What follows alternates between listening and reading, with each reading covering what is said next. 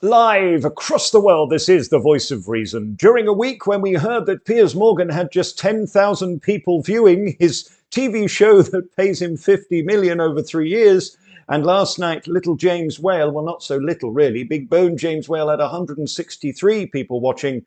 I thank the 42,000 of you who watched this phone in a week ago. My name's Alex Belfield. This is the Voice of Reason. Thank you to everybody who's signed up to the Secret VOR Club. As soon as this phone in is done here at YouTube, we cut it off, delete it, and it's gone. It then goes to Secret VOR for you to enjoy at your leisure. If you want to join us, you can come to the paywall. It's £1 a week, but I'm going to have a week off shortly because I'm off to Vegas on Thursday. We're in court on Wednesday. Fingers crossed, my dream finally coming true. And on Tuesday, we're in Bournemouth, live at the Tivoli Theatre in Wimborne. You can come and see my show, not with Katie Hopkins. No, I've had to sack her. I'm sorry, it did not go very well. We did the Rainton Arena on Friday in Newcastle, and then we were at 3,000 people the week before. I can't be around her. She is like those MPs that can't keep them hands to themselves. They do a lot of that gripping and grinning. And WHD, have you heard about WHD, wandering hand disease? There's a lot of that going on at the moment, but we don't name the MPs who are accused of shagging 13-year-old boys. No, we must protect them for very interesting and bizarre reasons. Today we see in the newspapers that calling someone pet can get you charged with a hate crime. Apparently now it causes alarm and distress to people when you even look at them, speak to them, say anything. We are living in the most namby-pamby of worlds, a world where we sit here reading our Guardians wondering, could it get any worse? I don't know what we're going to read next. It's been a week of insanity, a week where, of course, I was accused of being a sexist for insinuating that the only reason I would get a Ukrainian here at my house, Belfield Towers, with the current Mrs. Belfield, is if they were a young busty blonde who was up for some 1-2 buck on my shoe in a threesome styly. Well, it now turns out that these Ukrainian refugees are shagging all these fellas, and the women aren't very happy that they're having affairs in their own homes. Well, I did warn you, ladies, that's what happens when you put busty blondes into your home. Your husband thinks they're more attractive than you. Just ask Matt Hancock. This happens quite a lot. On the show tonight, you can call in about anything that's on your mind. Get it off your chest and on the air. We're going to be taking your calls coming up next. I've booked another show in Nottingham. It's nearly sold out. If you want to get tickets for the Forest Town Arena in Mansfield, we're going to be there on the 19th, and on the 18th, I'm back in Blackpool with Bobby Davro. I've got some news about that show. I'll tell you in a moment from now. First, though, this evening, I would like to turn to my first guest, who is a man who's all over the news today, and he's going to be all over it tomorrow. Calvin Robinson is a contributor to GB News who is excellent. There's quite a few of them there now who are very good. If you look on my Twitter, and tomorrow at the Secret VOR Club, I play a clip of Mark Steen, who is remarkable. The way he talks about the monkey AIDS, I think that's what it is, monkeypox, I beg your pardon. The monkeypox is now going to be the next thing we need to be scared of.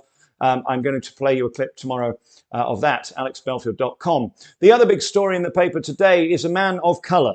He is called Calvin Robinson, and he is a man of the cloth who wants to become a vicar, and they've said no because of his political opinion. One of his views is that he believes that racism is not that big a problem that they make out, other than in places like, I don't know, London, where they're too busy stabbing each other to worry about sorting the mess out. Good evening to Mr. Khan, who I'm sure is tuning in.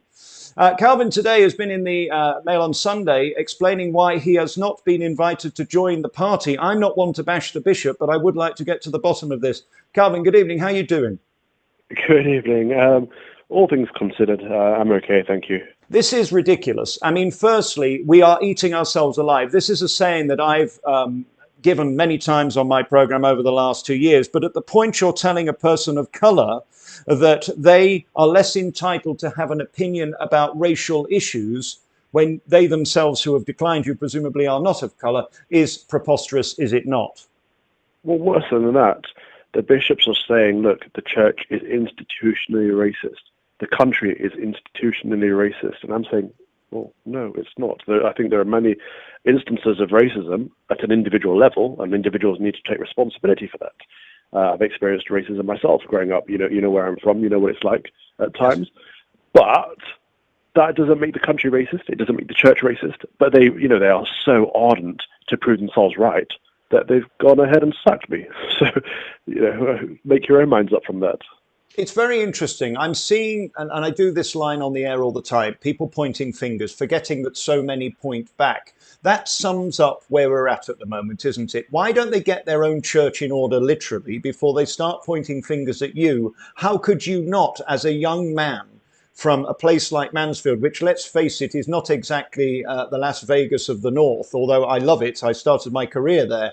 I mean, you understand real people, and to discount your chance to be part of their community. I mean, are you not tempted to stick two fingers up at them and say, do you know what? You're not even deserving of my knowledge, my insight, and my gift to the church? Because let's face it, they're not exactly rammed. You know, they're not like the North Pier at Blackpool with 3,000 Belfield fans and Hopkins fans. I mean, they need bums on seats, don't they? Yeah, and that's why bums aren't on seats. That's why they're not rammed, because they're chasing woke issue after woke issue.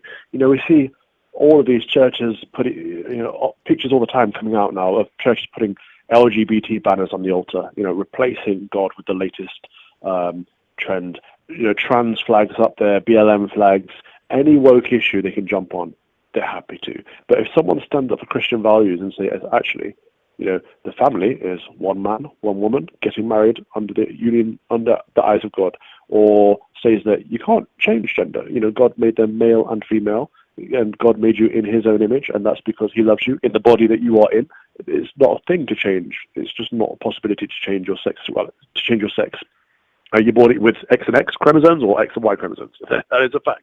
And to talk about these things, which come from Scripture, which come from the Bible, should be promoted and encouraged. But actually, you're silenced and disciplined for bringing up these issues, and instead you're encouraged to talk about climate change or Brexit or the Rwanda policy. We've got the Archbishop of Canterbury literally using his Easter message, the most important message of the year, to disregard conservative government policy. They can't get more woke than that.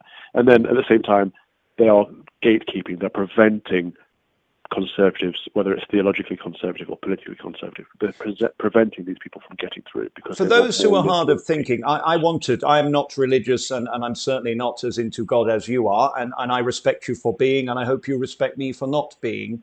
I wanted to do a religious show on the BBC called On Your Knees with Alex Belfield, and they declined the opportunity. But just to be clear, when you talk about gay marriage and all that, are you actually saying you don't believe that two men or two women or two bifocals, two lesbianics, or indeed transformers should be allowed to marry? Or are you which side of the fence are you on that? No, absolutely, 100%. I think the way to look at it is marriage is between a man and a woman for the reasons of uniting under the eyes of God. It's to procreate and go forth and multiply, spread the seed, etc., to procreate, to have children, to start a family. That's not to suggest that anyone is against anyone else's lifestyle.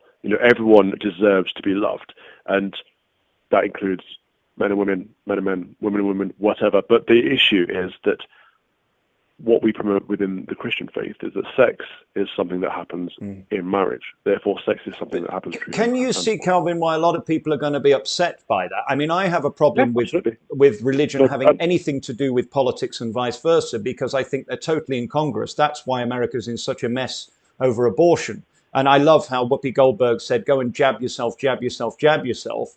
But don't tell me what to do with my body when it comes to lady parts and having babies. The politics of the church and politics within the church are two very separate things. Do you not think in 2022, because here's how I think, anybody who wants to get married, and end their life and stop shagging around and all that business, if they want to be depressed for the rest of their life, miserable, and ending up getting a Ukrainian in to have a portion on the side, you're opening up yourself to it, and so be it, do what you want. No, look, anyone can live with whoever they want, do whatever they want. We live in a free country. But marriage is a sacrament, a Christian sacrament. Don't call it marriage then. Call it whatever you like. So you would rename it. If you're not religious, why get married? Yes, and that's what's interesting, isn't it? But most people who do get married are not religious, and that's where I have a problem with the hypocrisy of all the bullshit that goes with the wording of getting married, that most people don't want to do it until death departs them, and indeed parts them literally. This is why our society is falling apart. This is why, because of the breakdown of the family. People are no longer committing for life. People are no longer sticking by those vows through thickness and thin, through through love and hate, through health and illness, and people don't care in the same way anymore because it's so easy to disregard someone and get someone else, or it's so easy to just not get married in the first place and just shack out with someone and sleep with them, and then when you're done, move on. We've become a commodity. Lifestyles have become a commodity. Sexuality has become a commodity. All of it has, and we've forgotten about faith.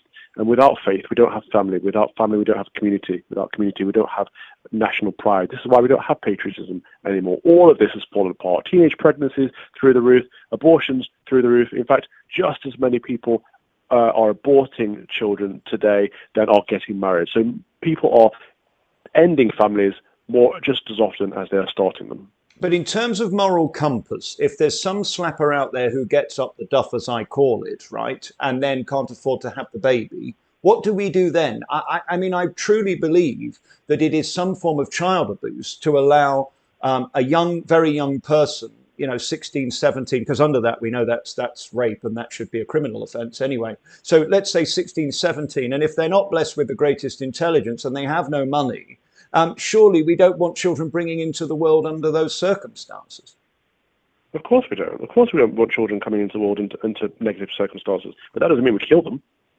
So that what means we fix the problem. We don't get rid of the child just because it's inconvenient and or not the best start for them. What we do is we love that child, or we put them with people that will love that child. But we solve the issues at hand. We look at the situation and say, why are so many teenagers getting pregnant? Why are so many of these situations coming about where people are raising children by themselves? Like, solve societal issues. Don't kill the babies. It's not their fault. Well, I understand what you're saying, and I believe 100% in your principle, but I just think, unfortunately, the horse has already bolted, Calvin, and I really do believe society as a notion is finished. I think the moral compass of the nation has gone. And I think if it weren't for gammons like me fighting for it, we would be in a real desperate place. And the one thing my audience tell me is we have nowhere else to go because they feel completely disenfranchised and everything they know is unrecognizable. Yeah, you have to have hope. Without hope, what is the point in fighting? That's why we fight, right? We know this country has been better. We know this country can be better. And we have to look forward. But to look forward, we have to look back and say, okay, so we were in a position where we didn't have many of these issues. Right now, we know, for example, that if a family breaks down before a child reaches the age of 18, so while they're essentially still a kid, if a family breaks down, that child is twice as likely to end up in prison, twice as likely to end up on drugs, and twice as likely to fail in school, and more than twice as likely to end up homeless. We know these things. We know that a family unit is better with two parents. Ideally, a strong male role model and a strong female role model. Ideally, I'm saying not only, not exclusively, but we don't promote these ideals anymore because we're so afraid of looking old-fashioned. Well, you're not allowed to. I wonder whether it's even a hate crime to have this conversation. If calling someone pet can get you arrested in the Northeast, I really do wonder where we go. Do you fear, by the way, that you could become, by having this conversation and others, the next J.K. Rowling, where you're going to get these men who, by the way, all in black, I mean, they look like a new version of the opposite of Ku Klux Klan, these people around the Emily Pankhurst statue attacking women who believe that women have vaginas, which is an outrageous concept. You do understand this, Mr. Robinson, in 2022. The notion that I would suggest men have penis and lady have vagina is scandalous. I mean, just on that basis alone, take religion out of it. We've lost our frigging minds, haven't we? Collectively, we have lost our minds, but it's only because of a vocal minority. The vast majority of people in this country are very good people that know the truth. And I think most people are now getting sick and tired of being lied to, being told that, women can, that men can get pregnant and men can have babies, or that you can actually change your gender. We're seeing the results of these things. We're seeing what happens when men enter women's sports or women's prisons or women's bathrooms. We're seeing the results of these things, and they're not pleasant. And most people are saying, actually, I don't believe what you're telling me. I know what a man is. I know what a woman is. It's very simple. I learned it in primary school. Don't try and tell me that's not the truth. Is this some form of brainwashing, propaganda, or mental illness? Because what I'm seeing a pattern in these people is they're so angry and they scream so loud. And my line on here has always been, can you just stop screaming at me, please? I don't agree with you, but I'm willing to listen if you weren't so violent. I believe these are the new terrorists, whether they're sellotaping themselves to the M25 or trying to convince me that a man can have a baby. This is, in my view, bullshit. It is impossible physically. It goes against everything I've been taught and believe. Are we just silly old farts, Calvin, that are out of date and that it is our problem, not theirs? No, it's everyone's problem. I'll have to make this my last answer because I've got to get ready for GB News. But what everyone is missing, why these people are so angry, is because they're missing love. That's all. That's all they need in their lives. Love, good old-fashioned love. They need a place to belong, a sense of community. These people, a lot of these people, not all of them, of course, because this bodily dysmorphia is a mental illness that needs treating. But with therapy, with support, with prayer, maybe with pharmaceuticals, not with surgery. But a lot of these trans activists actually are part of a movement, and they get a sense of belonging out of that. They get a community out of that. They get a family out of that. And if we provided that in the first place, they wouldn't have to go looking for it elsewhere. Well, they're as bad as the mentally ill trolls, as far as I'm concerned. I'd lock the lot up. Calvin Robinson, thank you so much for your time. I wish you all the best. Stay strong, because they're going to come for you. You've put your head on the parapet, literally, and you need strength now, and you need support around you, because they will target you. And that's what's sick about these far left extremists, is they are worse than the far right, because they pretend to do it with virtue and sanctimony and superciliousness. I can't bear it. I wish you all the best, and thank you for your time. Thank you. God bless. Bye-bye. Bye-bye. We do have a special guest this evening, by the way, to end the programme. Dottie! She's here because she goes scrum on Grandad's for the next couple of weeks, and she loves it there. Dot! Beep, beep! Come and see Dad. Oh, there she is. Look at her with her shaved foo-foo and ears, and there. Look! Say hello to your punters. Oh, she's been snoozing. She's so tired. So tired this evening. Right, a few things to tell you. Tuesday, we are in Bournemouth. A week from now, I'll be in Vegas, and I'm going to have a few days off. On Wednesday, we're in court. Thank God. This is the moment we've been waiting for over a decade. And finally, the truth will out. Should I get in that court, they can't stop me speaking. They won't stop me speaking, because I'm representing myself. This is the dream come true. This is what I've wanted for over a decade. And now all of the abuse that I've suffered and all the lies that have been told will be exposed. And also all the cover-up of those who've tried to join this bandwagon will be exposed. That will happen on Wednesday, and you'll probably read about it in the press. So I'll say no more about it. I can't wait is all I can tell you. But what I can tell you is Nottingham Police and the CPS have not responded as to that going ahead, nor delivered the 1,000 lost, missed, misplaced, or whatever you want to call it, files that we should have had back in January, including the body-worn cameras proving that their arrest was illegal. They took their lapels off. They didn't do it properly. And they are a bunch of thicko mob and goons. And I repeat what I said yesterday.